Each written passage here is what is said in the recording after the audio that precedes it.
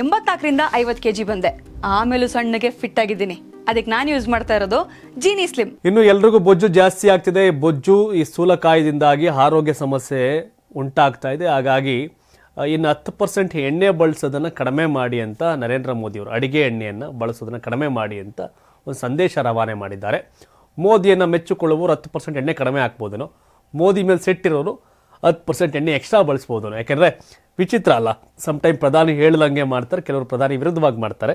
But ವಿಷಯ ಏನು ಎತ್ತ ಅಂತ ನೋಡೋದಾದ್ರೆ, ಪ್ರಧಾನಮಂತ್ರಿ ನರೇಂದ್ರ ಮೋದಿ ಅವರು ಸ್ಥೂಲಕಾಯತೆಯ ವಿರುದ್ಧ ಪ್ರಮುಖ ಅಭಿಯಾನವನ್ನು ಪ್ರಾರಂಭಿಸಿದ್ದಾರೆ. ಜಮ್ಮು ಕಾಶ್ಮೀರ ಮುಖ್ಯಮಂತ್ರಿ ಒಮರ್ ಅಬ್ದುಲ್ಲಾ, ಕೈಗಾರಿಕೋದ್ಯಮಿ ಆನಂದ್ ಮಹೀಂದ್ರ, ಪ್ರಸಿದ್ಧ ಗಾಯಕಿ ಶ್ರೇಯಾ ಘೋಷಾಲ್, ನಟ ಮೋಹನ್ ಲಾಲ್ ಸೇರಿದಂತೆ ವಿವಿಧ ಕ್ಷೇತ್ರಗಳ 10 ಪ್ರಮುಖ ವ್ಯಕ್ತಿಗಳನ್ನು ಪ್ರಧಾನಿ ನರೇಂದ್ರ ಮೋದಿ ನೇಮಕ ಮಾಡಿದ್ದಾರೆ. ಒಂದು ದಿನ ಮೊದಲು ಪ್ರಧಾನಿ ಮೋದಿ ಅವರು ಬೊಜ್ಜು ತಪ್ಪಿಸಲು ಜನರು ಕ್ರಮಗಳನ್ನು ತೆಗೆದುಕೊಳ್ಳಬೇಕು ಅಂತ ಘೋಷಣೆ ಮಾಡಿದ್ರು. ಸಾಮಾಜಿಕ ಮಾಧ್ಯಮ ಪ್ಲಾಟ್ಫಾರ್ಮ್ ಎಕ್ಸ್ನಲ್ಲಿ ಪೋಸ್ಟ್ ಮಾಡಿದ ಪ್ರಧಾನಮಂತ್ರಿ ಸ್ಥೂಲಕಾಯತೆಯ ವಿರುದ್ಧದ ಹೋರಾಟವನ್ನು ಬಲಪಡಿಸಲು ಮತ್ತು ಆಹಾರದಲ್ಲಿ ತೈಲ ಬಳಕೆಯನ್ನು ಕಡಿಮೆ ಮಾಡುವ ಬಗ್ಗೆ ಜಾಗೃತಿ ಮೂಡಿಸಲು ನಾನು ಕೆಲವರನ್ನ ನೇಮಿಸಲು ಬಯಸ್ತೇನೆ. ನಮ್ಮ ಆಂದೋಲನ ಬೆಳೆಯಲು ಇನ್ನೂ 10 ಜನರನ್ನು ನಾಮನಿರ್ದೇಶನ ಮಾಡುವಂತೆ ನಾನು ಅವರನ್ನು ವಿನಂತಿಸ್ತೇನೆ ಅಂತ ಭೋಜ್ಪುರಿ ಗಾಯಕಿ, ನಟಿ, ನಿರ್ವಾಹ, shooter Manu ಬಾಕರ್, vet lifter Mirabai ಜಾನು, ಇನ್ಫೋಸಿಸ್ ಸಹ ಸಂಸ್ಥಾಪಕ ನಂದನ್ ನಿಲೇಕಣಿ, ನಟ ಆರ್ ಮಾಧವನ್, ಗಾಯಕಿ ಶ್ರೇಯಾ ಘೋಷಾಲ್ ಮತ್ತು ಸಾಮಾಜಿಕ ಕಾರ್ಯಕರ್ತೆ ಹಾಗೂ ಸಂಸದೆ ಸುಧಾ ಮೂರ್ತಿ ಅವರು ಪ್ರಧಾನಿ ನರೇಂದ್ರ ಮೋದಿ ನಾಮನಿರ್ದೇಶನ ಮಾಡಿ ಇತರ ವ್ಯಕ್ತಿಗಳನ್ನು ಸೇರಿಸಿದ್ದಾರೆ. ಸ್ಥೂಲಕಾಯತೆಯ ವಿರುದ್ಧ ಪ್ರಬಲವಾಗಿ ಪ್ರತಿಪಾದಿಸತಕ್ಕಂಥ ಪ್ರಧಾನಿ ಮೋದಿ ಅವರು ತಮ್ಮ ಮನ್ ಕಿ ಬಾತ್ ಕಾರ್ಯಕ್ರಮದಲ್ಲಿ ತಮ್ಮ ಆಹಾರದಲ್ಲಿ ಕಡಿಮೆ ಎಣ್ಣೆಯನ್ನು ಬಳಸುವಂತೆ ಮತ್ತು ಇತರ 10 ಜನರಿಗೆ ಸವಾಲು ಹಾಕುವಂತೆ ಜನರನ್ನು ಒತ್ತಾಯಿಸಿದರು. ಎಣ್ಣೆ ಜಾಸ್ತಿ ಬಳಸಷ್ಟು ಆರೋಗ್ಯ ಸಮಸ್ಯೆ ಕಾಡ್ತಾ ಇದೆ. ಹಾಗಾಗಿ 10% ಎಣ್ಣೆ ಕಡಿಮೆ ಮಾಡಿದ್ರೆ ಒಂದಷ್ಟು ಆರೋಗ್ಯ ಕಾಪಾಡ್ಕೋಬಹುದು ಅಂತ. ಸೊ ಹಾಗಾಗಿ ಯಾರ್ಯಾರು ಪಾಲನೆ ಮಾಡ್ತಾರೆ ನೋಡಬೇಕು. ಸಿಟ್ಟಿರೋರು ಒಂದು 10% ಎಕ್ಸ್ಟ್ರಾ ಆಯಿಲ್ ಬಳಸ್ತಾರೆ ಅಷ್ಟೇ. ಮೋದಿ ಹೇಳೋದೆಲ್ಲ ನಾವು ಕೇಳಬೇಕಾ ಅಂತ. ಆರೋಗ್ಯದ ದೃಷ್ಟಿಯಿಂದ ಒಳ್ಳೆಯದು, ಅತಿಯಾಗಿ ಎಣ್ಣೆಯನ್ನು ಬಳಸಬಾರದು, ಬೊಜ್ಜು ಬರುತ್ತೆ, ತೊಪ ಹಾಕ್ತಾರೆ ಅನವಶ್ಯಕವಾಗಿ ಅಂತ. ಸೊ ಹಾಗಾಗಿ ನೋಡಬೇಕು, ನೀವೇನು ಹೇಳ್ತೀರಿ? ಎಣ್ಣೆ ಹೆಚ್ಚು ಬಳಸೋದ್ರಿಂದ ಆರೋಗ್ಯಕ್ಕೆ ಸಮಸ್ಯೆ ಅನ್ನೋದು ಸಹಜವಾಗಿ ವೈದ್ಯರು ಹೇಳ್ತಾರೆ, ಮೋದಿ ಹೇಳೋದಂತೇನಲ್ಲ. ಸೊ ನೀವು ಎಣ್ಣೆಯನ್ನು ಇನ್ನು ಮುಂದೆ 10% ಕಡಿಮೆ ಬಳಸ್ತೀರಾ, ಇಲ್ಲ ಮೋದಿಯವ್ರು ಹೇಳೋರು ಅಂದ್ಬಿಟ್ಟು ವಿರುದ್ಧವಾಗಿ ಏನಾದ್ರು 10% ಎಕ್ಸ್ಟ್ರಾ ಬಳಸ್ತೀರಾ?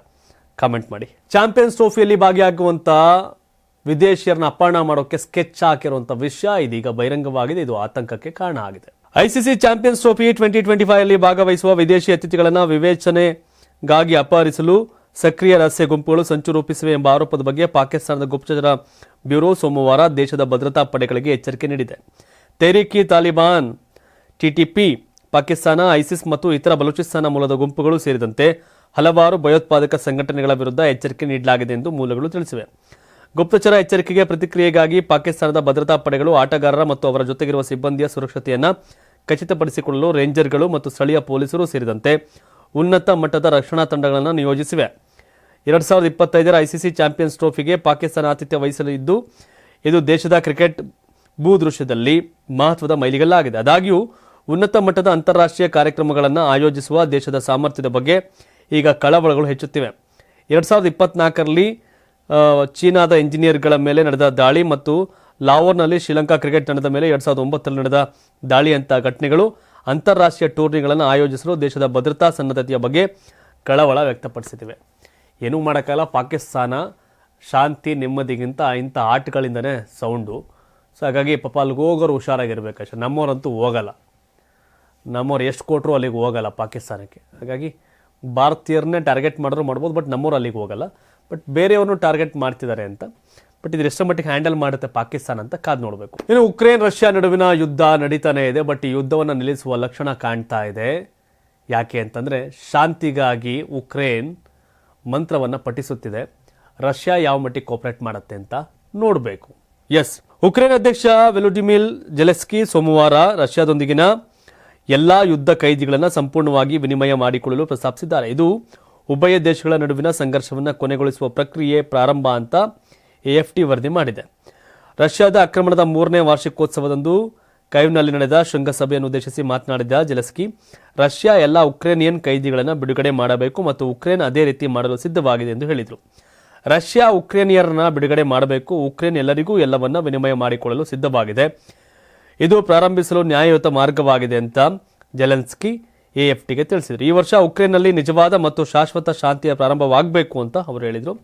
ರಷ್ಯಾದ ಆಕ್ರಮಣದ 3ನೇ ವಾರ್ಷಿಕೋತ್ಸವದಂದು ಒಗ್ಗಟ್ಟಿನ ಪ್ರದರ್ಶನಕ್ಕಾಗಿ EU ನಾಯಕರು ಕೈವಿಗೆ ಆಗಮಿಸಿದಾಗ ಜೆಲೆನ್ಸ್ಕಿ ತಮ್ಮ ದೇಶದ ಪ್ರತಿರೋಧ ಮತ್ತು ವೀರತ್ವವನ್ನು ಶ್ಲಾಘನೆ ಮಾಡಿದರು.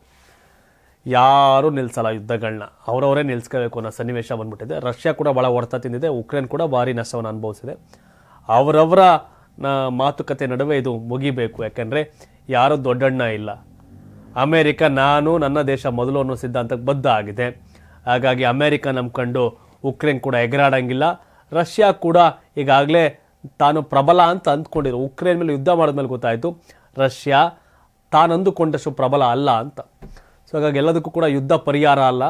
ಹಾಗಾಗಿ ಎರಡೂ ದೇಶದ ಶಾಂತಿ ನೆಲೆಸಬೇಕು ಅನ್ನೋದು ನಮ್ಮ ಭಾರತೀಯರು ಕೂಡ ನಿಲುವು ಕೂಡ ಅದೇ ಆಗಿದೆ ಅಂತ ಹೇಳ್ತಾ, ಬೆಂಗಳೂರಿನ ಬೆಸ್ಟ್ ನೀಟ್ ಕೋಚಿಂಗ್ ಅಕಾಡೆಮಿ ಅಂದ್ರೆ excellence NEET academy. NEET crash course and NEET long term coaching admission ಪ್ರಾರಂಭ. ಈ ಕೂಡಲೇ ಸಂಪರ್ಕಿಸಿ. 84ರಿಂದ 50 kg ಬಂದೆ, ಆಮೇಲೂ ಸಣ್ಣಗೆ ಫಿಟ್ ಆಗಿದ್ದೀನಿ. ಅದಕ್ಕೆ ನಾನು ಯೂಸ್ ಮಾಡ್ತಾ ಇರೋದು ಜೀನಿ ಸ್ಲಿಮ್. ಸಣ್ಣ ಆಗಕ್ಕೆ ಜೀನಿ ಸ್ಲಿಮ್ ಯೂಸ್ ಮಾಡಿದೆ, ಹೆಲ್ದಿನೂ ಅದೇ.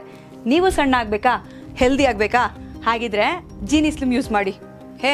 ಸಣ್ಣ ಆಗೋದಕ್ಕೆ ಯಾವುದೋ ಪ್ರಾಡಕ್ಟ್ ಹೇಳ್ತಾ ಇದ್ದಾಳೆ, ಏನಾದರೂ ಸೈಡ್ ಎಫೆಕ್ಟ್ಸ್ ಇದೆ ಅಂತ ಯೋಚನೆ ಮಾಡ್ತಾ ಇದ್ದೀರಾ?